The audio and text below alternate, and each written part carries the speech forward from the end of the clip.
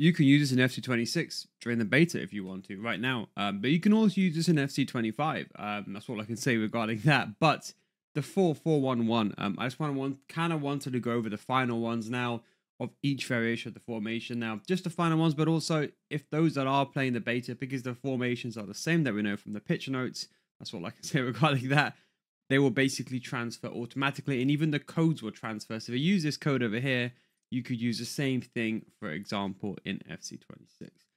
But the 4-4-1-1, the pros are currently using it right now. You're seeing in the pro events, some pros are still using the 4-4-1-1. At least it's in their arsenal. It's a very good, I would say, halfway point. It's not as defensive as a 4-2-1-3 where you have traditionally CDMs. So with this one, your CDMs are not there. You have center mids. They're more involved in the attack, but it relies a bit of skill for you on the defensive end. And then also you don't have just two strikers in a 4-4-2. People would say, oh, look, I've got this box, but I need that cam that you would get in a 4-2-1-3 or 4-2-3-1, 4-2-1-3, whatever you want to call it. Anything of that 4-2-3-1 second variation. But you don't have, for example, that middle player. This kind of is the halfway point between a 4-4-2 and a 4-2-3-1. So the left mid, right mid, it's always been advanced, inside forward, inside forward. It's always been like that since the beginning of the game. And I think even for next year going forward, it'll probably be pretty much the same as well. Then we go over to our strikers. So we've got advanced forward. I actually like Poacher. It depends on how you play it, but personally speaking, I actually do like the Poacher. And one thing that I do differing from many people is I do the cam on Shadow Striker, because what happens is, as a Shadow Striker, that cam ends up becoming like a striker.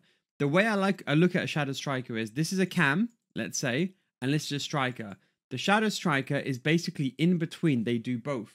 It'll act as a cam, but when you go into the final third, sometimes that cam will make that run into the box. So that's why it can kind of convert into a 4-2-2. That's what I like. I think most people have moved towards Shadow Striker like it the most. But you can always, if you really want to, something a bit more defensive, a bit more tame, you can always go with the balanced playmaker on that if you want it to be a bit more steady. I think even if you're going into FC26, and let's say, for example, maybe you're lacking the cam, that maybe the game moves to, we know from the pitch notes, we know the game is going to be quicker.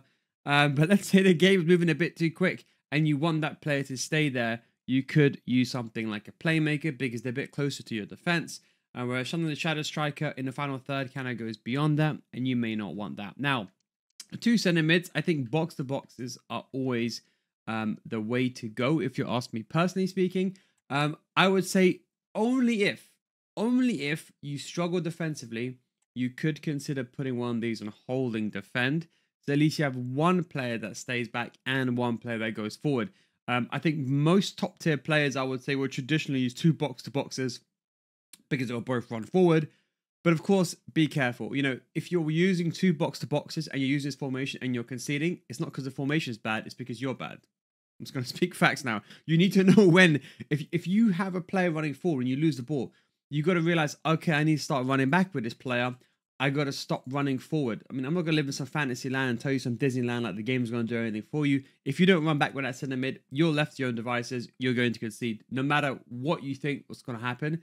So when you lose the ball, just because your center mid is positioned higher, because when you're attacking out of possession, and this is one thing that I see people don't really notice, is out of possession, and when you get the ball back, because they're box to boxes, they're naturally going to be a bit more forward. So when you get turned over, you're going to have your back four exposed and no one there to defend.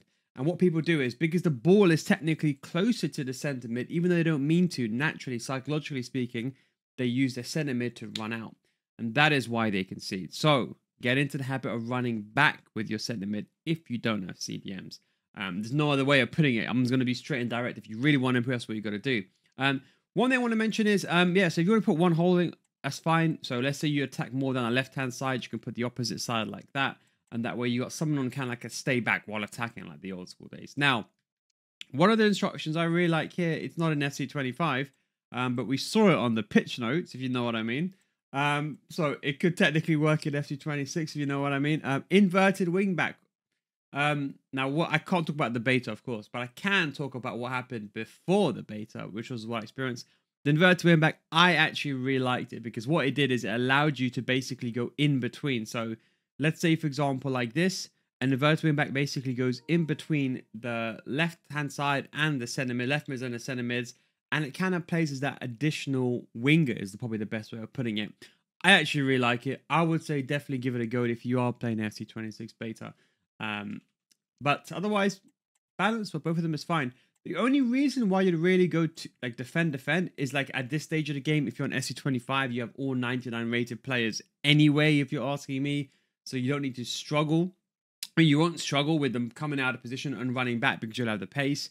Because normally when the game comes out, your wingers or the players you'll be up against have like 94 sprint speed, but your fullback might have only 90, whereas now it's 99 versus 99. So at least now you have some sort of equal ground. But if you struggle defensively, let's say any FC you're trying to start and you struggle defensively, you can very much use something like that. Bit of a both worlds, and that way you at least won't get countered because you don't have CDM. So if you're having these centre mids join the attack, at least if you do make a mistake, you got your back four in shape, or at least at the very least a 4v3, or worst case a 4v4. Now moving over to the team tactics. Counter is probably still the way that I would go with. I think for any FC iteration here, just for players to make runs, influencing AI runs when you get the ball back in possession, I would go counter. If you are going to be playing FC26 beta, as I always recommend for any new game that you play, probably go a bit conservative. But those on FC25, I still think high is very much the way to go. I think, especially with the players that you have now, the players that you can apply pressure, you can do that definitely very much with high, and I'll definitely recommend it. But I say if you're going to play the beta, or any new, it could be S27 for that matter, you always want to go a bit more on the balance side, and then you can adjust it as you want to. Don't forget, whenever you play this beta, if you do, although I can't talk about it, what I can tell you is it's not going to be the final iteration of the game. There'll be changes. So certain things like, the defensive line, all that stuff, that could be adjusted when the game comes out. But that is basically it. You can copy the code. It will actually work in FC26, if I'm not mistaken. It's capital Lima, capital Alpha, Kilo, at 5, capital Papa, Zulu, capital Romeo, capital Victor, capital Hotel, or normal Victor. And that will be the code, so you can enter that in. And I hope it should fit. Don't forget, if you want to get better FC, you can come to my Patreon, which is patreon.com/guys. We're still making videos right now on FC26, that early videos, like how you prepare for FC26 and FC25 principles. We're still going over defense principles, and we might go over some pro analysis from the World Cup event that was happening, or it's happening actually right now as this video is being recorded. But anyway, thanks for watching. Take it easy. I would say this is more of a balanced formation, but it can be a bit attack heavy without CDM, so just bear that in mind. Thanks for watching. Take it easy. Catch you next time. Peace.